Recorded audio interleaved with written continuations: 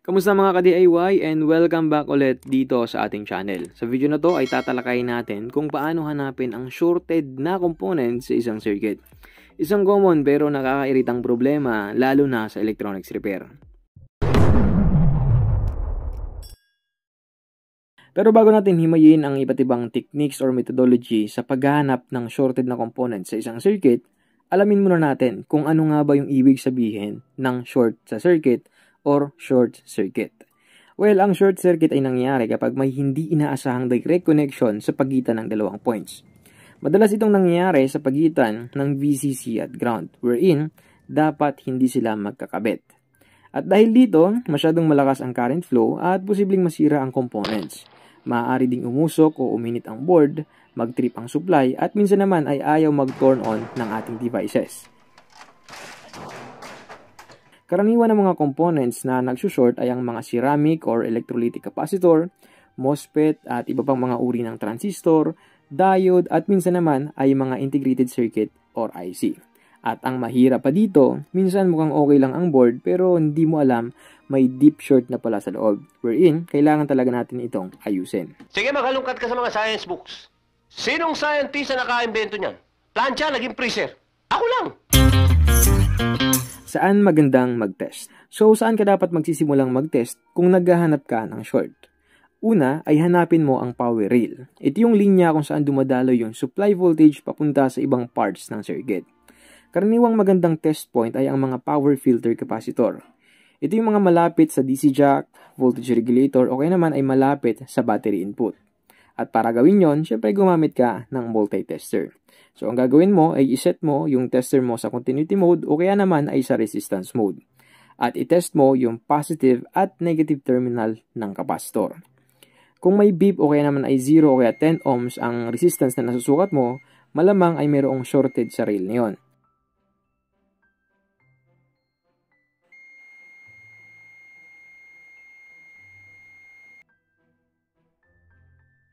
Pero kung OL o kaya naman ay mataas yung resistance na nakuha mo, well mukhang wala namang shorted sa part na yan. Tandaan po natin na ang capacitor sa power rail ay nakaparallel. Kaya kahit isa lang ang shorted, lahat sila ay pwedeng magpakita ng shorted reading.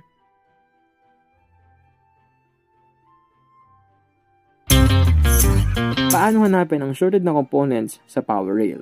Okay mga ka-DIY, ito yung isa sa pinaka-crucial na part. Paano mo malalaman kung alin talaga ang shorted sa sobrang dami ng components sa isang rail? Well, ang first step na gagawin mo is alamin mo muna kung totoong shorted yung rail na yon. So, i-check mo ulit yung resistance gamit ang multimeter mula doon sa DC at ground ng suspected rail. Kung talagang 0 ohms or sobrang baba yung makukuha mong reading, malamang ay shorted yung rail na yon. Pero kung medyo mababa lang, mga nasa 20 o kaya naman ay 50 ohms, baka normal lang yun, lalo na kung yung circuit mo ay mayroong mataas na capacitance value.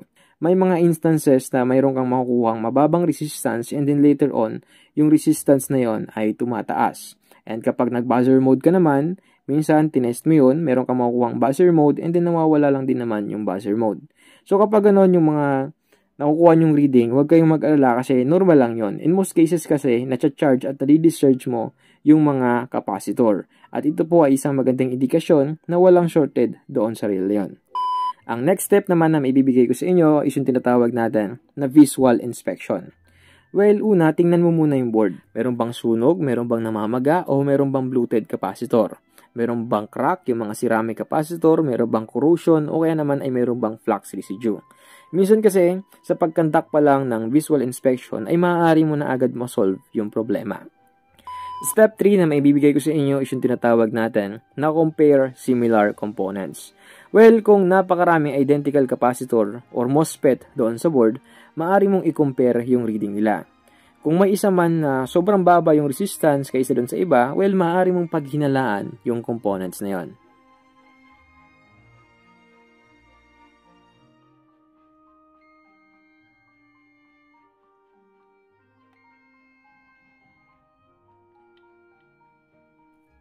Ang next step naman is yung tinatawag natin na voltage injection at ito po ay optional para sa mga advanced user. Kung meron kang bench power supply, pwede kang mag-inject ng 1 hanggang 2 volts doon sa shorted rail na mayroong current limit, which is typically around 1 ampere lang. So, obserbahan mo kung sino yung umiinit. Maaari kang gumamit ng thermal camera, alcohol spray technique, o kaya naman is yung finger test or yung tinatawag kong kapa-kapa methods. So, yung unang umiinit doon, kadalasan, yun yung shorted na components. Check natin at ipapakita ko sa inyo kung saan ba talaga yung merong problema. So, yung rail niya kasi na 3.3 volts, meron tayong nasusukat ditong resistance, which is around 3.5 ohms. Etong 3.3. So, nakaset yung ating tester sa continuity. So, sukatan natin siya. Ayan, meron tayong 3.5 ohms na nasusukat. Baliktarin natin.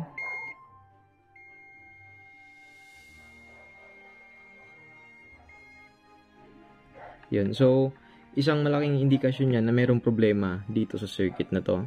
And para hanapin kung sino yung salarin, ang gagawin natin ngayon is magkakandak tayo ng voltage injection. So, mag-aabang tayo ng supply dito sa 3.3 at saka dito sa ground. So, take note, dapat tama yung ating polarity. Sa paggamit ng voltage injection, pwede tayong gumamit ng thermal camera para makita kung anong components yung umiinit. Pwede rin tayong gumamit ng alcohol spray technique o minsan naman ay gumagamit tayo ng flux at minsan naman ay ginagamit natin yung finger technique kung saan kinakapa natin kung saan yung mainit. So medyo hassle yon kasi nga maaari kayong mapasok kung sobrang init ng components. So ngayon is isi-share ko sa inyo kung paano gawin yung voltage injection methods. So wala ako ng thermal camera at ang gagamitin na lang natin is yung alcohol spray technique o kaya naman is yung ginagamitan siya ng flux.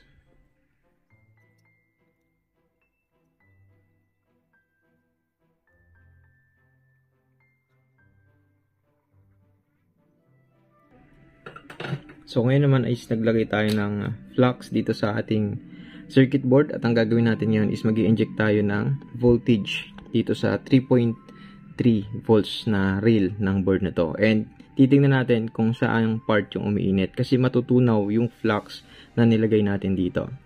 So nakaset yung ating power supply sa 2 volts. Ngayon is tingnan natin kung anong components yung umiinit dito. And mostly yun yung nagiging salarin.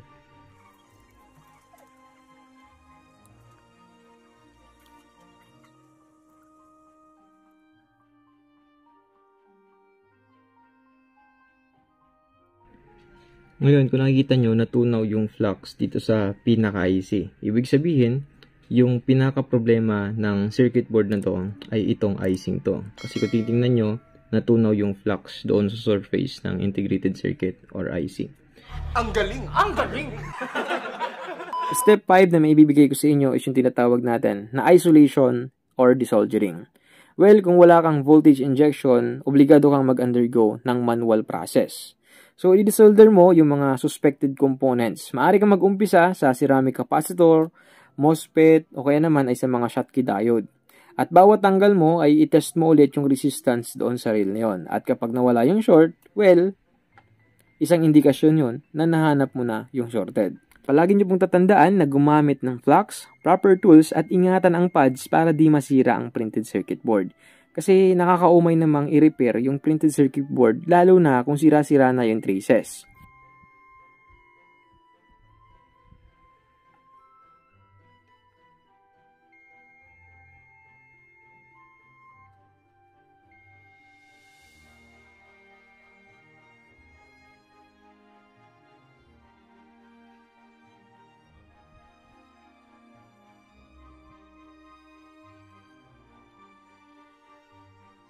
And next step naman na ibibigay ko sa inyo is yung tinatawag natin na divide and conquer methods. Kung ang rail kasi ay sobrang haba or napakaraming components, aminado naman tayo na mahirap hanapin kung alin doon yung sira. Lalo na kung walang umiinit at walang clue kung saan talaga nanggagaling yung short. At dito magandang gamitin yung divide and conquer methods. So ang goal lang natin dito is hatiin mo yung reel sa dalawa o higit pang bahagi. Nang sa ganon ay para malaman mo kung saan banda yung shorted na parts.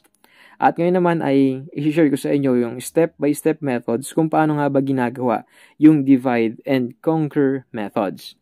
So ang first step natin is i-identify mo muna yung power rail path. Saan ba dumaan yung power mo? Sundan mo yung traces mula sa power input or voltage regulator papunta sa mga components kagaya ng capacitor, integrated circuit, resistor, etc. Sa mga motherboard kasi or maging sa mga appliances or maging sa mga switch mode power supply, meron ka dyang makikitang inductor, jumper resistor or yung mga typical na jumper at maging mga ferrite beads. At ito po yung isa sa tinatawag natin na perfect cut points. Kasi yung second step natin is kailangan mo nang mag-cut ng rail or pumili ng strategic point kung saan ka pwedeng mag-isolate. So sa pag-conduct ng step 2 kung saan pwede kang mag-isolate, meron tayong dalawang option. Yung option 1 is pwede kang maghang ng components mismo doon sa circuit.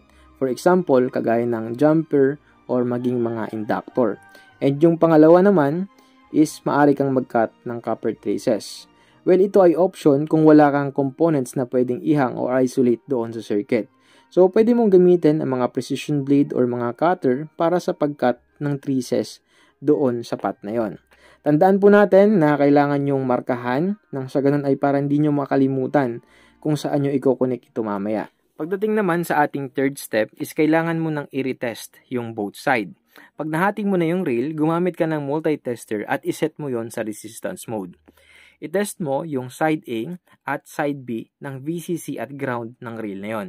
Halimbawa, pagdating dito sa side A ay meron kang nasukat na resistance na 0.5 ohms. At pagdating naman sa side B ay meron kang nasukat na OL o kaya naman ay mataas na resistance. So dun pa lang, malinaw na nasa side A yung shorted components. So ang gagawin mo, focus ka na doon sa side A at doon ka na mag-desolder at mag-isolate ng iba pang parts. Pagdating naman dito sa ating step 4, well, alam naman natin na kahit na na-trace natin na nasa side A yung problema, tapos napakarami pang components, huwag kang kabahan. So, ang gagawin mo lang is ulitin mo lang yung process na yon. Hatiin mo ulit, i-test mo yung kada segment hanggang sa ma-pinpoint mo yung exact location ng short. So, isipin mo para ka lang naglalaro ng hot and cold games. Kasi habang lumiliit yung zone, papalapit ka ng papalapit doon sa kung sino man yung salarin. And after that, na nahanap mo na or natanggal mo na yung shorted components, so obligado kang i-test yung both side. So dapat ay wala na ng shorted doon sa rail na yun. And kapag okay na yung rail na yun, wala na yung shorted, syempre ibabalik mo na yung kanilang connection. So ibalik mo kung anumang components yung tinanggal mo, at syempre kung nag-cut ka ng traces, so obligado kang maglagay ng jumper wire. O kaya naman ay kailangan mong maglagay ng solder bridge. So, ganun lang po kasimple kung paano gawin yung divide and conquer method. Simple lang pero napaka-effective ng technique nito, lalo na pagdating sa mga complex na circuit board. At syempre bago matapos ang video na to, magbibigay ako sa inyo ng ilang mga reminders and best practice na dapat nyong tandaan. Una is wag po mag-inject ng mataas na voltage kung wala kang current limit. Pangalawa, take note ng bawat parts na tinatanggal mo nang sa ganon ay para maibalik mo siya ng tama. And lastly, mag-practice ka muna sa mga lumang board bago ka sumabak sa live repair. So sana po ay meron kayong natutunan sa ating napakasimpleng video. Pwede po kayo mag-iwan ng comment dyan sa comment section below. Huwag nyo rin kakalimutan ay hit ang like and subscribe. Pa-hit na rin po ako ng notification bell para maging updated kayo sa ating mga future upload. Muli ako si Andro the Electronics na nagsa